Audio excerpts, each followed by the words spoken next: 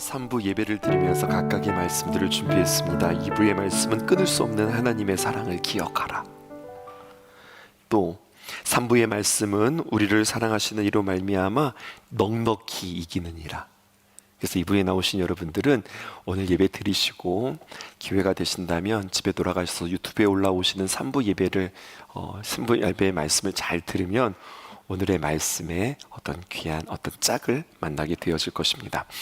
로마서 8장 31절 오늘 본문이 시작되어지는 처음 서두는 이렇게 시작합니다. 그런즉 이 일에 대하여 우리가 무슨 말을 하리요? 지금 사도 바울은 이 일에 대해서는 내가 더 이상 할 말이 없습니다. 그렇게 이야기하고 있는 거예요. 하도 기가 막혀서 말문이 막혀서 아무 말도 내가 할 말이 없습니다. 그런 뜻이 아닙니다. 오히려 하나님께서 내게 베풀어 주신 은혜가 너무나도 크기 때문에 내가 무슨 말을 하려고 하면 이렇게 말문이 막히고 먼저 울컥하는 그러한 감동과 감격이 앞선다고 하는 거예요. 무엇으로 인해서요? 은혜로 인해서. 여러분, 은혜가 무엇입니까? 우리는 은혜를 어떻게 정의했습니까? 은혜란 이렇게 정의했어요. 자격 없는 나에게 갚을 수 없는 귀한 선물을 주신 하나님의 사랑, 이게 은혜라고 하는 겁니다. 2026년도를 시작하면서 우리 1사분기 동안에 우리는 새벽마다 창세기의 말씀과 요한복음의 말씀을 묵상했는데요. 여러분, 은혜라고 하는 것에도 창세기에 은혜가 기록되어져 있어요.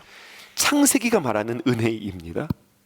내가 하나님께 나아가 얻는 것이 아니라 하나님께서 나를 향하여서 사랑을 가지고 찾아오시는 사건이 은혜다. 또 우린 요한복음 묵상했죠. 요한복음의 표현을 통하여서 은혜를 정해 볼까요? 이렇게 말할 수 있습니다. 말씀이 육신이 되신 예수 그리스도의 복음, 예수 그리스도로 인하여 복음을 알게 하시고 그 말씀 안에서 주신 생명과 또 풍성한 삶을 누리는 것, 이게 은혜라고 하는 거죠. 이렇게 정의를 하니까 우리는 이게 좀 와닿지 않아요. 그래서 그 은혜에 대해서 구약의 한 이야기, 신약의 한 이야기 여러분들께 들려드리려고 합니다. 이 은혜를 구약에서 설명할 수 있는 것이 바로 우리는 솔로몬에게서 은혜를 정의할 수 있어요. 여러분, 솔로몬 하면 뭐가 떠오르세요?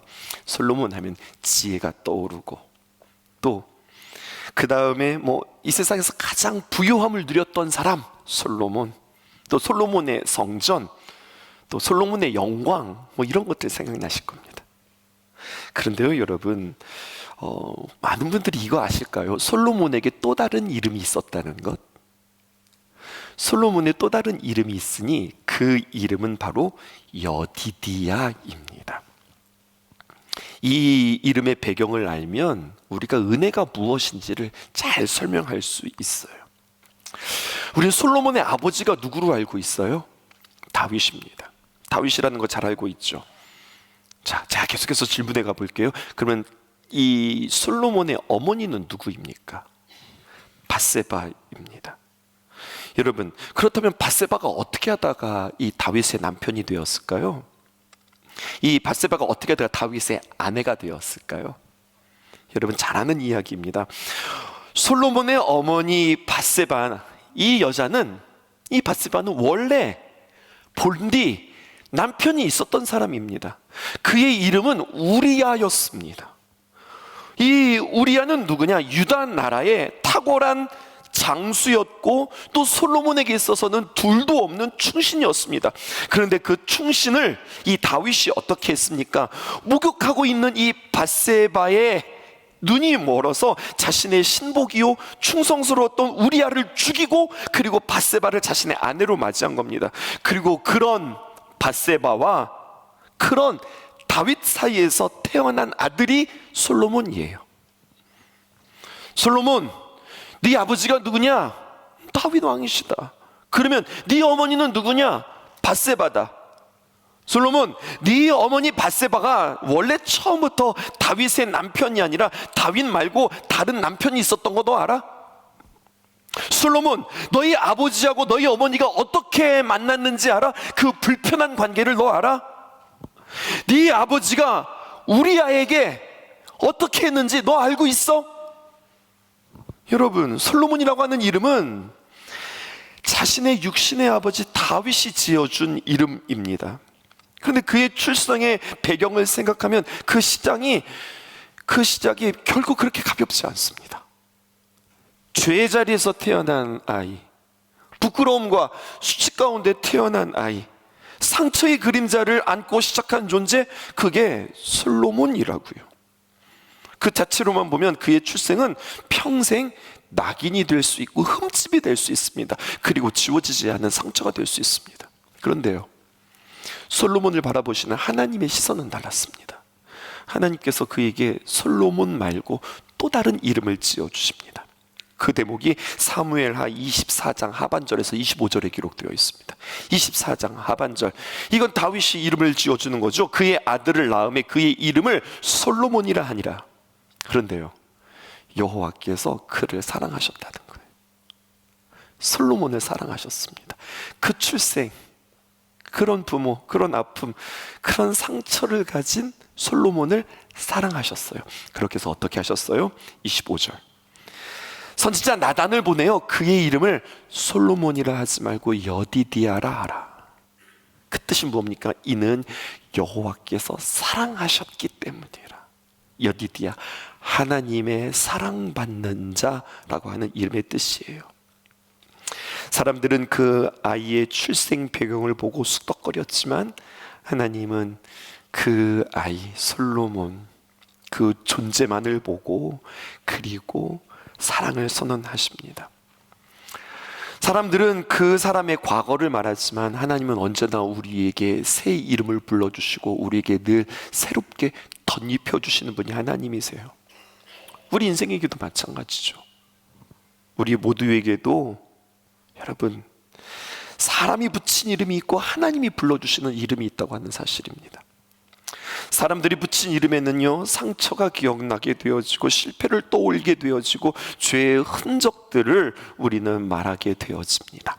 그런데 하나님이 지어주시는 이름은 은혜를 말하고 사랑을 선언하며 새로운 정체성을 열어준다고 하는 사실이에요. 구약의 솔로몬이 여디디아라고 하는 이름을 얻고 하나님 앞에 귀한 은혜를 받았다면, 이제 우리는 신약으로 넘어가 볼까요?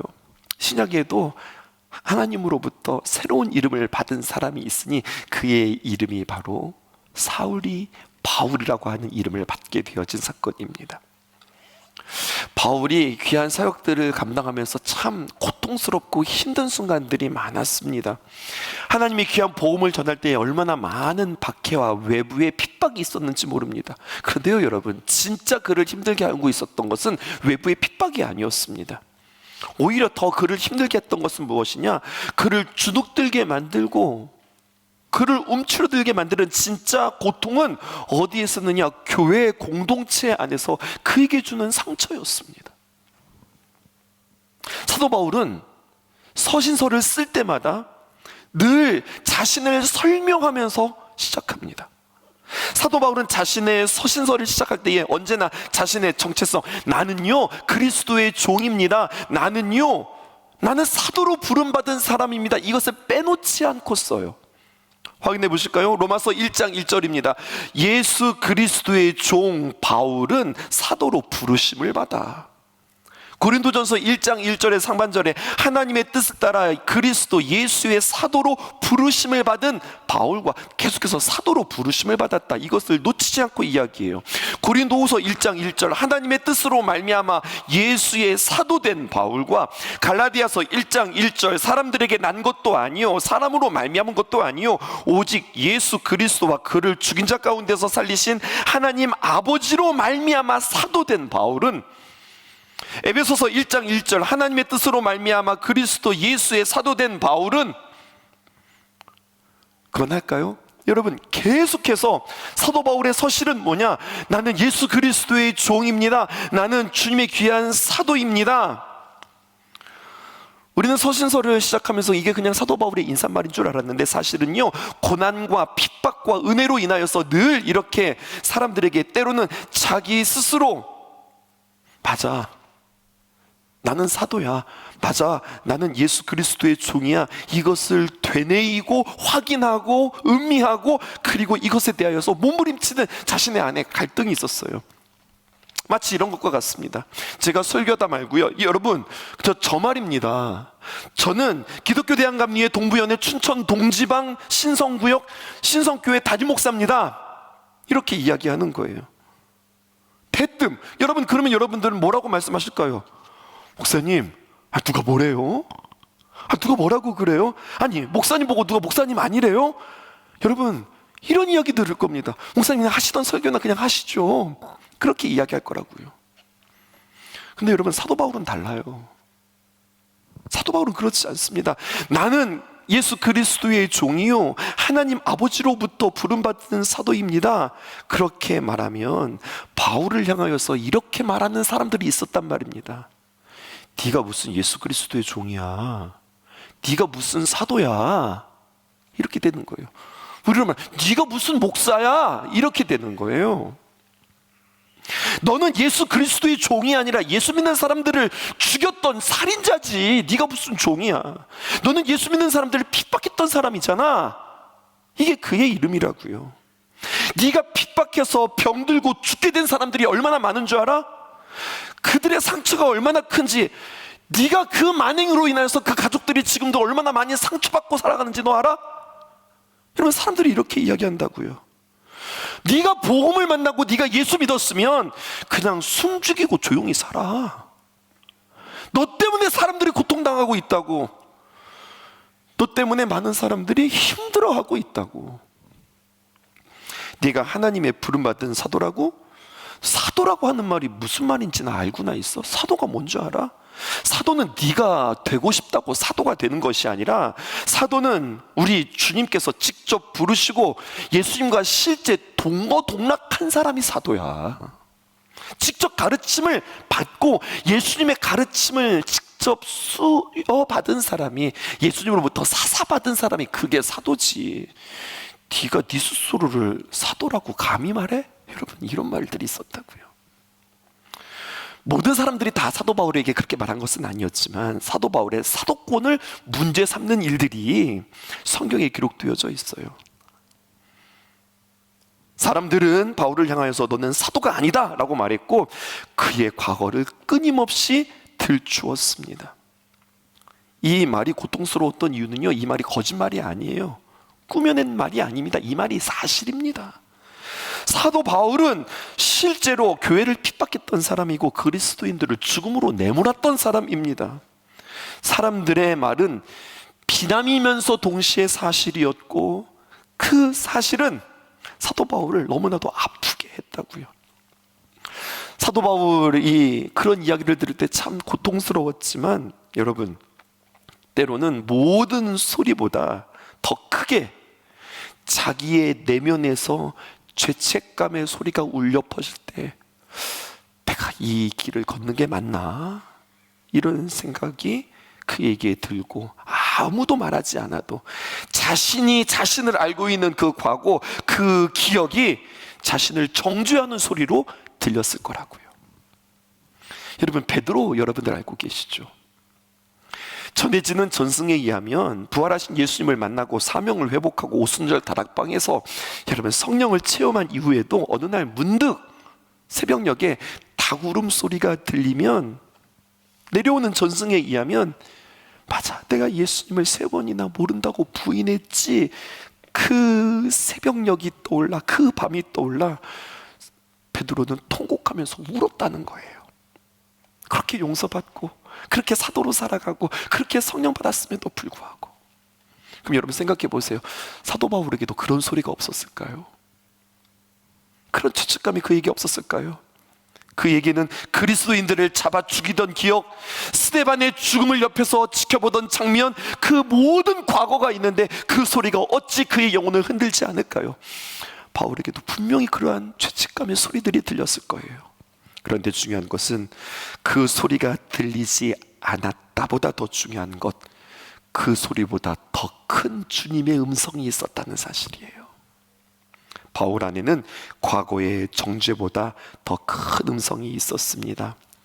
위대한 로마서 8장은 그래서 이렇게 시작하는 겁니다.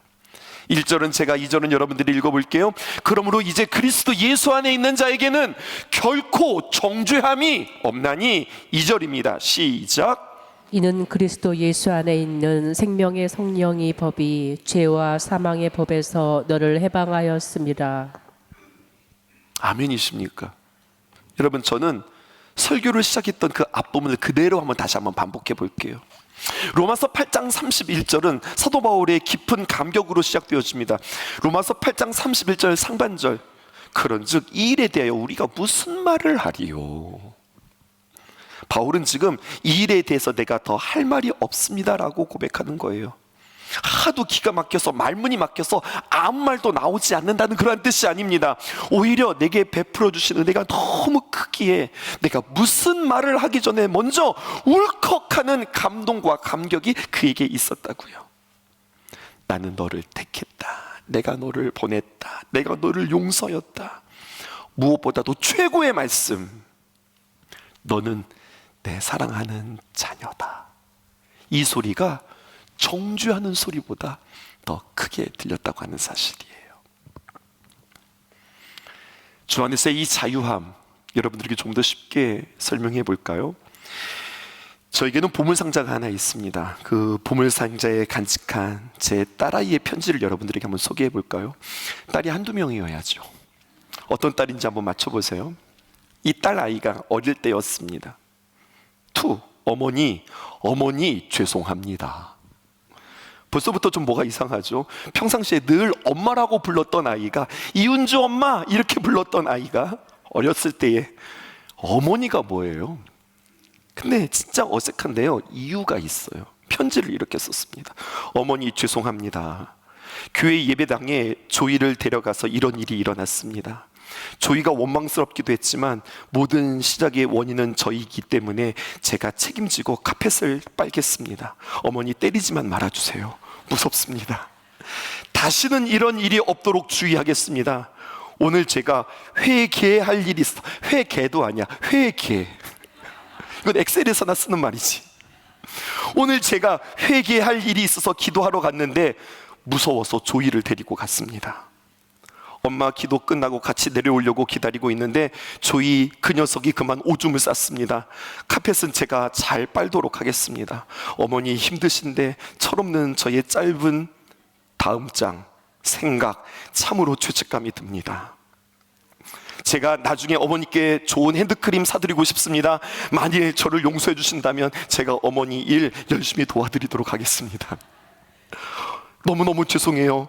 하지만 혼날 것 같아 무서웠습니다. 하지만 저의 진심이 당겼답니다. 엄마, 아니 어머니, 이 편지를 읽고 조금이나마 화가 풀리셨으면 좋겠어요. 급하게 쓰느라 맞춤법, 글씨, 그름이 이상할 수도 있어요. 어머니 사랑한다고 다시 한번, 그리고 죄송한다고 편지를 썼어요. 제가 페이스북 일기장에 이렇게 적어 놓았습니다. 모든 시작의 원인은 저이기에 제가 책임지고 카펫을 빨겠습니다. 어머니 때리지만 말아주세요. 무섭습니다. 샵 막내, 샵 두려워 말라, 내가 너와 함께함이라. 여러분, 이게 복음이라고 생각했어요. 과거의 소리가 사라지는 것이 아니라 은혜의 음성이 더 크게 들리는 것. 두려워 말라, 내가 너와 함께합니다. 지가 카펫을 빨긴 무슨 카펫을 빨아. 죄의 기억이 없어지는 것이 아니라 용서의 확신, 그의 위를 덮는 거예요. 그래서 사도 바울은 이렇게 고백하는 겁니다. 로마서 8장 38절에서 39절, 내가 확신하노니, 내가 확실히 믿습니다. 사망이나 생명이나 천사들이나 권세자들이나 현재일이나 장래일이나 능력이나 높음이나 깊음이나 다른 어떤 피조물이라도 우리 주 그리스도 예수 안에 있는 하나님의 사랑에서 끊을 수 없느니라. 잘못했다고 자식을 지워요?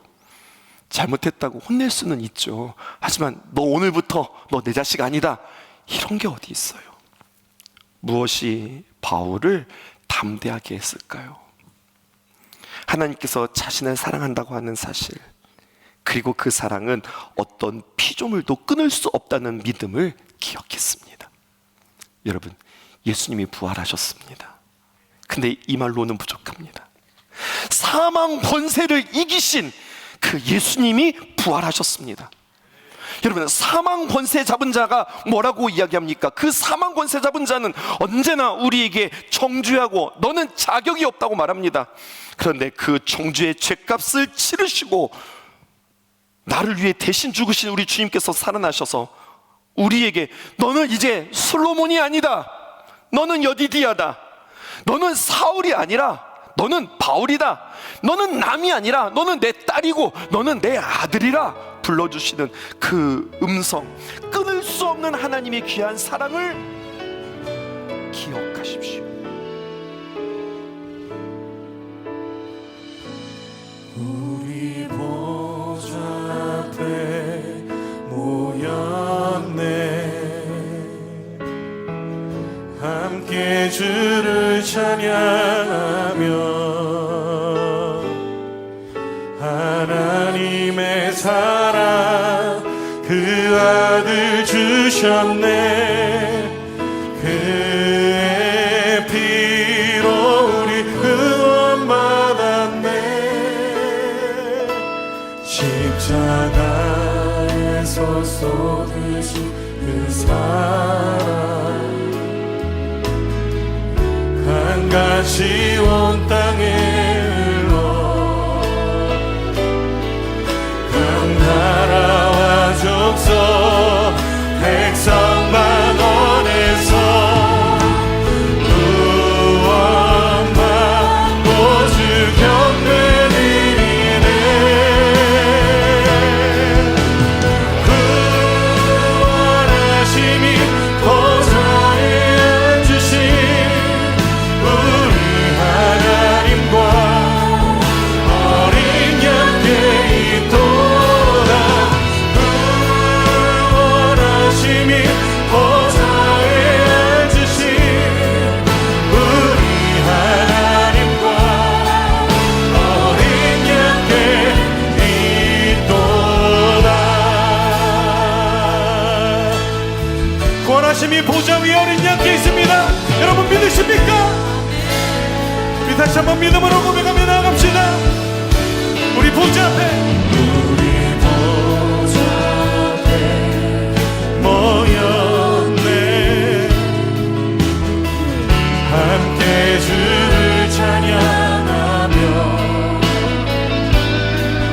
하나님의 사랑 그 아들 주셨네. 그의 피로 우린 구원받았네. 십자가에서 쏟으신 그 사랑 강